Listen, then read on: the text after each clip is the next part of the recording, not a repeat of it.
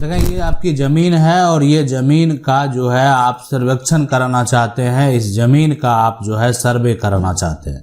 ये ज़मीन जो है आप खरीदे हैं और ये ज़मीन का केवाला है, लेकिन इस ज़मीन पर जो है किसी कारणवश जो है अगर किसी प्रकार का विवाद होने के चलते, अब विवाद जो भी विवाद हो, सीमा का विवाद हो या कोई अन्य विवाद हो, है ना, अन्य विवाद हो, इसके चलते आपका जो है दाखिल खारिज नहीं हुआ, लेकिन ये ज़मीन आपके दखल में है और ये ज़मीन का केवाला अगर आपके पास है तो इस आधार पर क्या होगा, इस बात को आप समझ लें।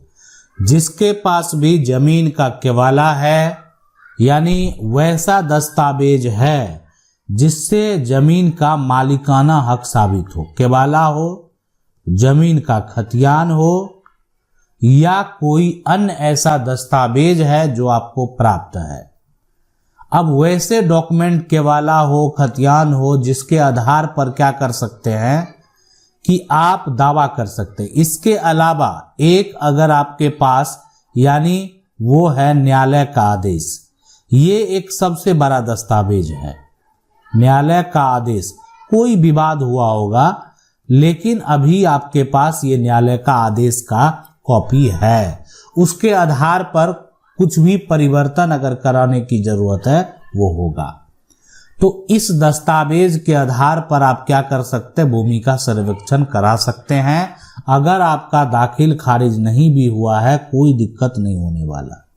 देखें भूमि सर्वेक्षण की अगर बात करें, लास्ट डेट जो है तो अब ये सरकार के ऊपर है। पहले भी लास्ट डेट जो है वो तय हुआ था, उसके बाद भी तय हुआ और अभी भी जो है लक्ष्य रखा गया है कि 2026 तक इसको जो है पूरा कर लेना है।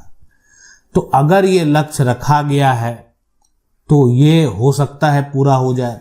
अगर किसी प्रकार का अगर समस्या उत्पन्न होता है तो हो सकता है कि आगे इसको बढ़ाया जाए। अभी जो है एक तरह से 2026 के आप कह सकते हैं शुरुआत तक ही इसको जो है खत्म करने का एक लक्ष्य जो है वो रखा गया है।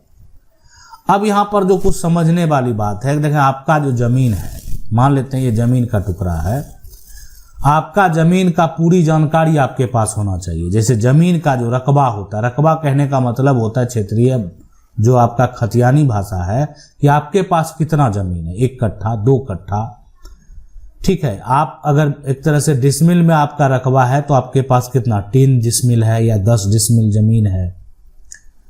जमाबंदी यानी माल गुजारी रसीद का फोटो कॉपी आपके पास जो है अगर है, आपका अगर म्यूटेशन हुआ है तो आपके पास अगर ये है तो कोई दिक्कत नहीं है। जमीन के खतियान का नकल जो है वो आपके पास अगर है तो आप वो दस्तावेज प्रस्तुत कर पाएंगे। यदि किसी जमीन का सक्षम न्यायालय का आदेश है तो वो भी आप जो है कॉपी फोटोकॉपी दे सकते हैं।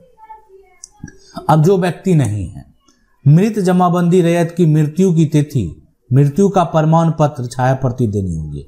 अब मान लेते हैं जो अगर बात करें कि प्रमोद जो है, प्रमोद इस दुनिया में अब नहीं है, लेकिन प्रमोद के नाम से जो है वो जमाबंदी कायम है, ठीक है। प्रमोद के नाम से जमाबंदी जो है वो कायम है।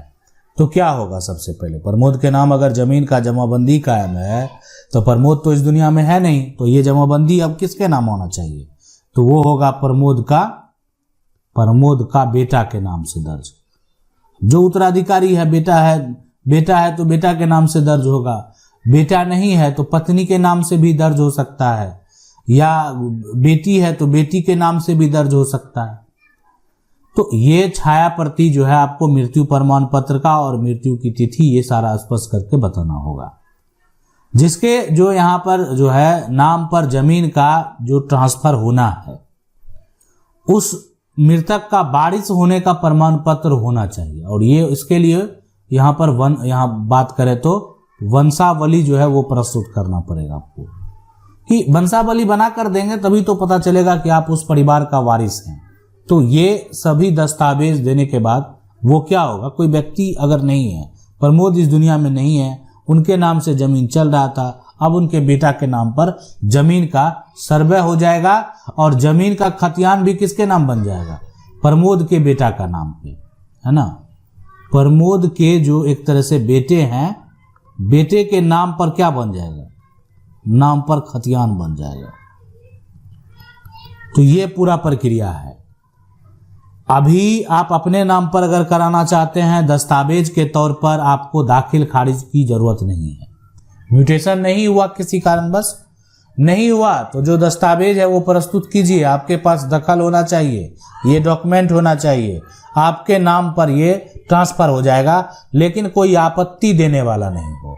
आपत्ति देगा, मामला मान लेते हैं कोर्ट में लंबित है ना, कोर्ट में लंबित है, या कोई हिस्सेदार आपत्ति दे रहा है, बहुत तरह की चीजें हैं।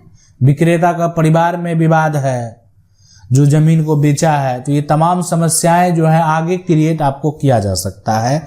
यानी कल को जैसे ही अगर वहां पर देखा जाएगा कि आपके नाम पर हुआ और आपको जो तंग करने वाले हैं, आपत्ति देने वाले हैं, या अगर उनके साथ सही में गलत हुआ है, वो दावा कर रहे हैं, तो वो आपत्ति दर्ज करा सकते हैं। मामले को एक तरह से कोर्ट में लेकर जा सकते हैं, या अगर मामला कोर्ट में लंबित है तो ये एक तरह से विवादित जमीन हो जाएगा। तो ये पूरा प्रक्रिया है। इसी प्रक्रिया के तहत जो है भूमि का सर्वेक्षण होना है। अगर आपके कुछ सवाल हैं तो आप जो है कमेंट करके पूछ सकते हैं।